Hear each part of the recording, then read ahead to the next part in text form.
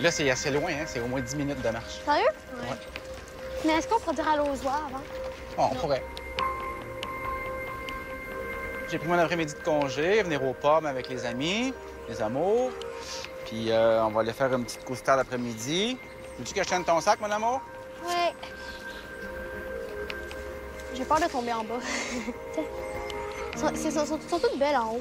Quand elle s'est... Elle nous a déclaré là, qu'elle était plus... Elle sentait plus fille que garçon. Elle restait plus souvent chez sa mère là, pour le commencement.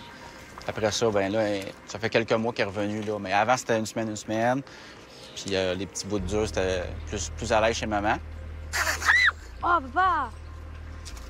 Ah, j'ai peur de tomber pendant quelques instants. J'aime ça faire des activités avec mon père, mais on n'en fait pas souvent parce que moi et ma soeur, nous ne sommes pas sortables. C'est pas ça la vraie raison. Oui, c'est ça. C'est ça que t'arrêtes pas de nous dire. Non, quand vous êtes ensemble, c'est sûr que vous n'êtes pas sortable. C'est pourquoi vous n'êtes pas sortable? Parce qu'on se gosse. Ah. On se chicane. Mais ça, c'est normal entre sœurs et sœurs. Moi, de savoir que ma soeur était trans, ça me dérangeait pas parce que, comme quand on était petite, ben elle me mettait mon linge, puis on jouait ensemble comme aux filles. Là. C'est juste que moi, je l'aperçois vraiment comme une fille. Puis quand elle a dit « Ah, je suis trans », ben je trouve que c'est bizarre. Parce que pour moi, elle n'est pas trans, pour moi, c'est une fille. Ça fait pas d'impact sur ma vie. Là. C'est ma soeur. Même si des fois, j'ai le goût de la rentrer dans le mur. Là. Petit gars, là.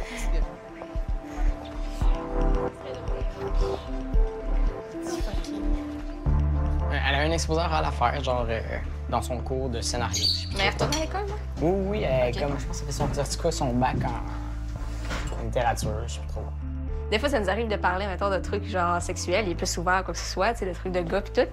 Mais non, c'est plus nos conversations, tu sais, qui ont comme changé, justement. Il est plus ouvert. Autant ça a été la fille qui est rentrée la première dans mon deuxième univers, puis qui m'a accepté là-dedans, mais ça a été aussi elle qui a comme un peu...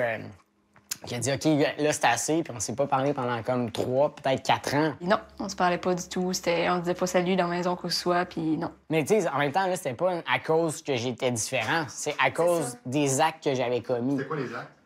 Ben c'est ça, quand je parle de mensonge, ben tu sais, sur R2, j'ai fait à croire à l'école que je me faisais battre par mes parents.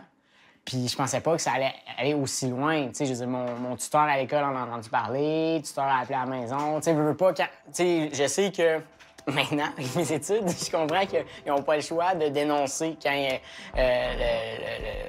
la sécurité d'un enfant est compromise. Je veux dire, c'est automatique, c'est la DPJ. Mais je pensais pas que ça pouvait aller aussi loin.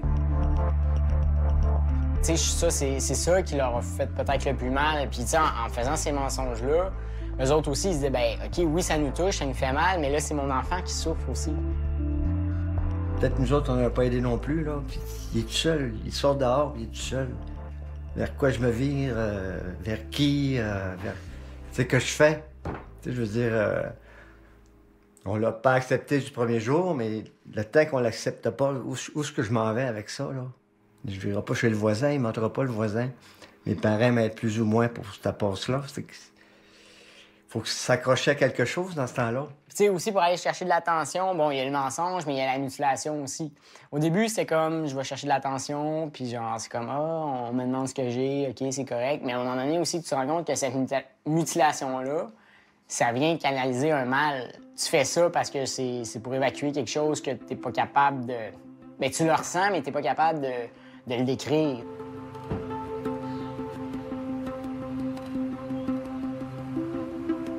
Moi, c'est Marie-Jo.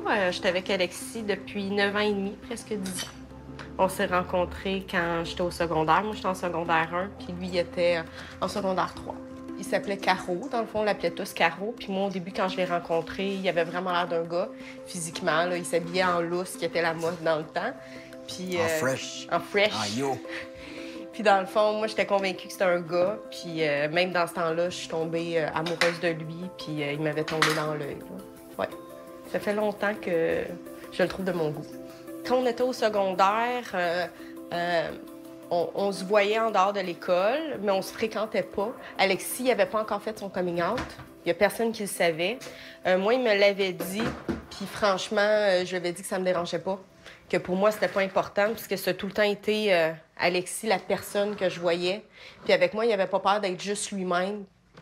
Alexis a tout le temps été importante pour moi. Si mes chums comprenaient pas la situation d'Alexis, qui l'aimait pas, ils pouvaient pas m'aimer moi. Parce qu'Alexis a tout le temps fait une partie de ma vie. On n'a pas sorti ensemble tout de suite. Il y avait une blonde, j'avais un chum. Il y avait une blonde, j'avais un chum. Donc, ça a été plus tard qu'on a commencé à sortir ensemble. Puis là, depuis, on a acheté une première maison, on a une petite fille, une deuxième maison. En 2006. En 2006, on a commencé à sortir ensemble.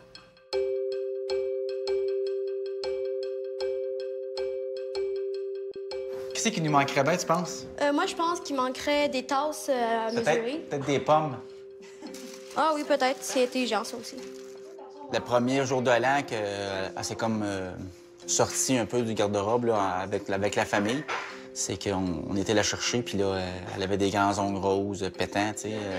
C'est genre d'ongles que ma grande fille, j'aurais pas accepté, mais que là, elle, c'était pour affirmer plus sa féminité.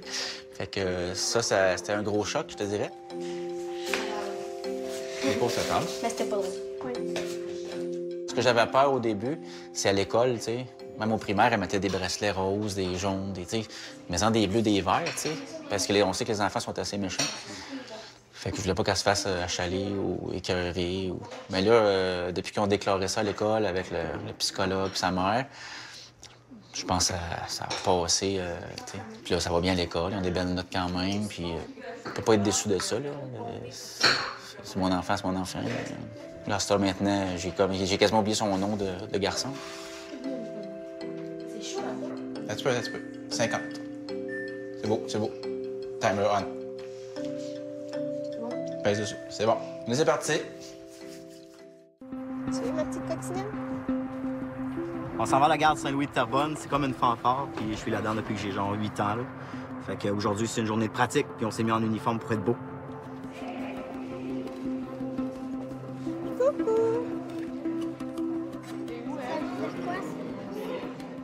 Caporal. Ça veut dire caporal. Quand il y a 3 bananes, ça veut dire sergent. Comme moi. À un moment donné, tu vas en avoir tout, Sandre, Adrienne?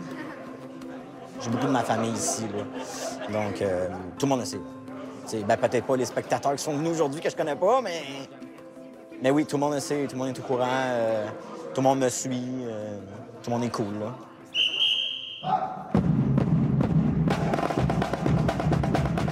Quand que j'ai fait ma transition puis que j'ai dit que je voulais être un gars, j'ai voulu avoir l'uniforme de gars aussi. Puis finalement, ils ont accepté de me donner le chapeau de gars. J'étais la képi, dans le fond. J'étais vraiment content parce que le chapeau, là, en petit bateau, là, ça me tentait vraiment pas. C'était féminin là, pour moi. Si on m'avait dit tout le monde porte ça, si ça avait été comme tout le monde porte ça, il n'y aurait pas eu de sexe sur ça. Je l'aurais pris. Fait que mon képi, je suis bien content de l'avoir.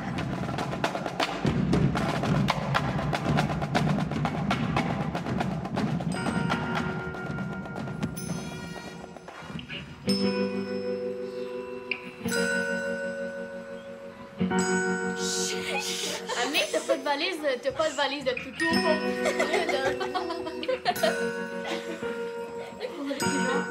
D'abord, je me tenais avec des filles. Puis les filles, ben, ils m'acceptaient pas parce que j'étais un gars. J'ai des amis depuis que je suis Chloé. Parce qu'avant, j'en avais pas. Ben, pas beaucoup. Tu sais, ils savent que je suis une fille, fait que dans le fond, tu sais, ils s'en foutent. Fait que, tu sais, ben, on s'invite à dormir, puis on s'en fout. Tu sais, je suis avec eux pareil, c'est pas parce que j'ai... que, tu sais, je dois dormir à part, puis tout ça. Fait que, tu sais, ils me prennent en considération comme j'étais une fille. Puis, tu sais, puis des fois, je suis assise à la table avec eux, puis ils parlent de leur menstruation, tu sais. Puis avant, quand j'étais un gars, ben, tu sais, ils me demandaient de s'en aller parce que c'était des choses personnelles de filles, tu sais. Tu sais, maintenant, ça leur dérange pas de parler d'affaires de même, puis tout ça. Puis, fait que moi, je trouve ça cool qu'ils me prennent vraiment en considération comme si j'étais une vraie fille. Est-ce que t'as hâte de le faire opérer? Peut-être. Je sais pas. Parce que si, mettons, je me sens pas bien avec, ben après ça, je peux pas revenir en arrière, tu sais. Parce que je me sens pas bien avec un affaire qui pendouille, là, mais... mais je sais pas si je me sentirais bien avec ça. Un vagin. Pour tout dire que peut-être que j'aimerais ça me faire opérer. Toi, tu prends des médicaments présentement, là. Tu prends des bloqueurs. Oui, Qui mais bloquent je ta l'ai plus avec... puberté. Oui, en ce moment, Ça présentement, bloque ta puberté. Oui. Tes amis, eux autres, ils ont déjà commencé leur puberté de filles. Toi, ça te fait quoi? Je sais Ça savoir pas. que ça s'en vient. J'ai peur de pas aimer ma puberté contrôlée. Mais pourquoi? Je sais pas, j'ai peur de pas aimer mes seins, j'ai peur de pas aimer mes fesses, j'ai peur de pas aimer mes hanches. Mais ça change rien. Non, je sais, mais j'ai peur de pas avoir une puberté que j'aime. Que ça ressemble pas comme si t'avais eu une chirurgie. Ouais, genre. Ou que ce soit genre ordinaire comme dans toutes les autres personnes. Toutes les Comme autres filles. avec Ouais. Allô? Tu veux fermer ton parapluie? Tu passes une bonne journée, toi, à la garderie? Viens. C'est quoi ton dessin? Un hibou! Il est bien beau! T'as fait ça à la garderie? Quand on a décidé d'avoir un enfant, on a décidé d'aller dans une clinique de fertilité parce qu'on s'entend que, naturellement, je pouvais pas en avoir. De toute façon, on peut congeler nos ovules si on veut, mais moi, ça m'aurait pas intéressé. Les étapes m'auraient dérangé beaucoup. Donc, on a décidé que c'était Marie-Jo vraiment au complet qui allait avec ses ovules puis avec un donneur de sperme. Fait qu'on était allé dans une clinique de fertilité. On a choisi un donneur qui correspondait, dans le fond, le plus possible à moi. Puis, suite à ça, on a eu 8 inséminations. 8 inséminations qui n'ont pas fonctionné, qui se sont échelonnées sur 2 ans. Fait que, c'est dur, c'est dur assez, pour le moral. Tu essaies d'en parler, tu veux pas trop en parler pour pas mettre de la pression sur l'autre aussi. Donc là, c'est comme un tourbillon. Puis là, dans le fond, quand tu arrêtes les 8 inséminations... Ouais, là, ils ont dit si ça fonctionne pas, étant donné qu'elle était jeune, que les tests avaient dit qu'elle était fertile, que tout fonctionnait, le donneur, c'était 100 Et on a même changé de ça, donneur. on a changé de donneur plusieurs pour voir fois. si c'était ça le problème. Puis là, ils ont dit, regarde, si l'insémination fonctionne pas, peut-être tu fais de l'endométriose, peut-être, on sait pas, là. Donc, finalement, ils ont dit, là, il faudrait que ça soit une in vitro. Que tu essaies de me trouver un loup. Moi, je sais qu'il y a un loup dedans. Mais non. C'est un loup, ça? C'est un renard. Ce qui est difficile, surtout, je pense, un couple comme nous, en insémination puis en in vitro, c'est que même si je revenais à la maison puis je disais à mon chum, « Hey, on fait-tu l'amour à soir? » c'est ça, on ça s'essaye, marchera tu sais, jamais. ouais. Donc, quand on a pris la décision, on a décidé qu'on faisait un cycle d'in vitro parce qu'on était épuisés moralement, psychologiquement, on était vidés. Fallait qu'on mette une croix sur le concept que peut-être on n'aurait jamais d'enfant. Parce que je peux pas en avoir par accident. Donc, ça voulait dire... Mais là, ça a l'air niaiseux, dit ça de même, mais ça voulait dire que peu importe ce qui se passe, je vais mettre une croix sur ce désir-là. J'aime assez Alexis pour rester avec lui, même si des enfants, j'en ai toujours voulu depuis que je suis tout petite. Ouais, mais ça aurait été dur. On s'était dit qu'on allait faire des voyages. Oui, on s'était dit, faut qu'on se trouve un autre but, on va faire des voyages, on va partir parce que après un enfant, il faut autre chose, ça marche pas. Parce que je voulais rester avec Alexis, là, c'était pas une option de juste puisque ça marche pas, donc je vais aller voir ailleurs. Là. Moi, Toi, t'as réussi à me faire broyer. Hein? Non, moi, je suis en train de pleurer aussi. Mais c'est ça. Je voulais rester avec lui, peu importe ce qui se passe. Ça, c'est quoi? Hein? Un nounours. Ah, ça, c'est un jouet de bain. Qu'est-ce que ça fait là? C'est supposé être dans le bain? Ah non! Sérieusement, j'aimerais ça me marier un jour. Puis avoir un enfant, au moins un. Moi, j'en veux 2. De mon ventre, seulement de mon ventre. Parce que moi, je trouve que c'est important d'avoir un enfant qui est de notre ventre parce qu'il est à nous. Tandis qu'à adopter, c'est pas à nous. C'est comme à quelqu'un d'autre. Un jour, il peut peut-être décider de retrouver ses parents biologiques. Puis de partir, tu vois plus jamais. J'aimerais ça avoir un enfant au moins. Juste porter. Ouais, juste en avoir un ici, là. Pas en adopter un. Ben, ça me dérangerait pas d'en adopter un, mais tu sais, je sais pas, ce serait comme pas mon enfant vraiment, là. Ben, dans ma tête. Ça, par exemple, elle va être déçue si, rendu là, la technologie n'a pas avancé. Ben, elle doit le savoir, là. De toute façon, c'est... T'sais, elle n'a pas d'utérus, là, un engin masculin. Mais elle peut garder son espoir, puis on sait jamais. La vie évolue. Puis t'as-tu peur qu'il Mais réagisse réagisse mal si tu lui dis? Non, mais j'y dirai pas. Ouais, mais si tu lui dis. Mais si, mettons, il découvre une photo, ben là, je vais y dire. Mais je sais pas ce que je ferais. Moi, en tout cas, j'y dirais pas. Je me demande, parce que là, tu sais, on peut se faire opérer pour le vagin. Puis on peut faire aussi l'utérus. Fait que je me demande si ça va être relié ensemble, puis je vais pouvoir, genre, soit accoucher par la voie naturelle ou avoir des menstruations. Je me demande ça quand même. Parce que, je sais pas, l'utérus, il me semble que c'est tout simple. Alors, allons-y. Let's go. je t'en ai apporté un petit peu. Bon, j'en ai pas. Ah oui, t'en as là. Ce soir, je garde mon petit frère. J'aime particulièrement ça, cuisiner. J'aime ça faire plein d'affaires. Puis souvent, j'écoute des émissions de cuisine. Je sais, j'ai de l'air vieille en disant ça.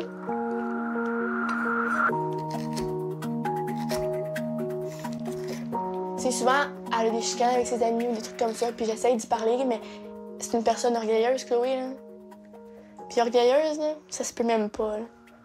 Fait que, à un moment donné, j'essaye, mais tu sais, je la laisse vivre. Parce que elle doit vivre par elle-même. Son chemin de fille. Non, je retire mon signe. Chemin de fille normal.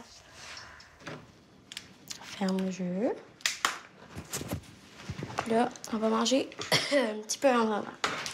Ben, j'ai pas vraiment peur pour elle parce que, tu sais, quand même, la personne qui va se défendre le plus, si quelqu'un dit quelque chose, elle a la réplique assez vite, là, tu sais, la réaction. Fait que j'ai pas peur pour ça.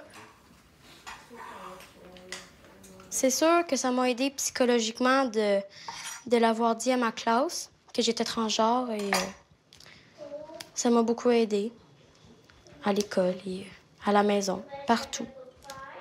Moi, il y a du monde beaucoup qui me pose des questions à l'école par rapport à elle, puis peut-être que j'ai une façon d'expliquer comme correcte, mais tout le monde comprend, tout le monde... Tu sais, il y a du monde au début qui font comme « Ah, c'est dommage fucké » puis tout, puis finalement, ils finissent par comprendre et dire « Ouais, t'as raison, c'est... » T'sais, pour moi, c'est naturel, tu sais, je suis habituée aux questions, puis amène-en des questions. Tu sais, le monde me respecte tout court, pas plus, mais parce qu'avant, je me faisais pas respecter, peut-être un peu, mais pas beaucoup. Mais là, tu sais, peut-être que le monde se dise que ça doit être dur, qu'est-ce que je fais, puis, tu sais, ça... On passe pas par mille et un chemin, c'est un chemin, puis t'es obligé de le faire, ou bien sinon, tant pis pour toi.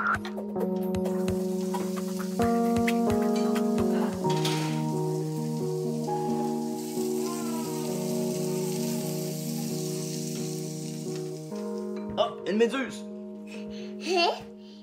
Ça, c'est un souvenir de l'aquarium. On veut d'autres enfants. Fait que... Je me suis posé la question, comment je réagirais à avoir un gars. C'est sûr que j'aimerais ça. Je me suis posé la question, je serais-tu jaloux? Je sais pas comment l'expliquer. Genre, toi, t'es chanceux, t'es né avec la bonne affaire, t'es né... Parce que j'ai peur aussi qu'un petit gars, ça me rappelle toujours que... Ouais, t'es pas mon gars génétique. C'est comme ça me l'a... Mais je vais l'aimer autant, là, ça change rien. Mais me rappeler que... c'est pas moi, génétiquement, qui me ressemble pas, puis qu'il y a personne qui va me dire qui me ressemble, puis qui, oui, il va ressembler un peu à sa mère, mais oui, effectivement, je pense que ça va me le remettre en pleine face à tous les fois, mais bon, regarde, je m'en fous, là, que ce soit un gars ou une fille. Moi, je veux un bébé, je veux qu'il soit en santé, puis c'est pas grave, je vais l'aimer peu importe, là, même s'il m'annonce un jour qu'il est transsexuel, je vais l'aimer, là, tu sais, je veux dire...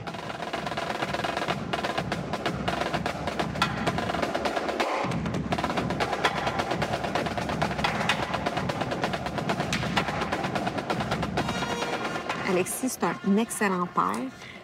Avec Eliane, c'est super plaisant parce qu'elle veut le voir, là. Elle s'ennuie de son papa. Ils ont une super de belle relation. Des fois, je suis même jalouse puisque des fois, elle dit qu'elle préfère papa. C'est vraiment... Avec Eliane, c'est des périodes, là. Des fois, elle préfère maman, des fois, elle préfère papa.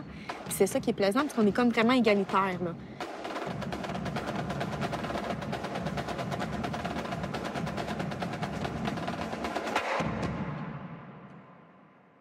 J'essaie de me dire, puisqu'on sait jamais où l'avenir va nous mener, mais je me dis, si même matin on n'est pas ensemble, il faut tellement qu'il reste dans la vie d'Eliane, là. Elle en a besoin de son père, puis c'est ça, il remplit ce rôle-là à merveille.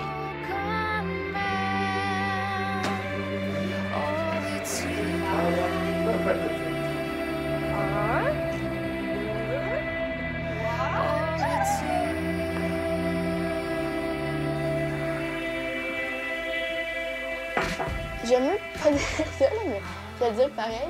Des gars, mettons, à l'école, tu sais, elle me dit « Oh, ce gars, j'y parle. » Puis genre, « Sérieux? Oh my God. J'espère qu'il va m'aimer un jour. » Tu sais, vraiment être dans, tu sais. Moi, j'ai juste peur qu'à maintenant, elle pogne un mur. C'est ça qui... Ça, c'est une peur, par exemple. Tu sais, mettons, elle pense qu'elle est en amour, là, puis par sa tête, finalement, elle pogne un mur.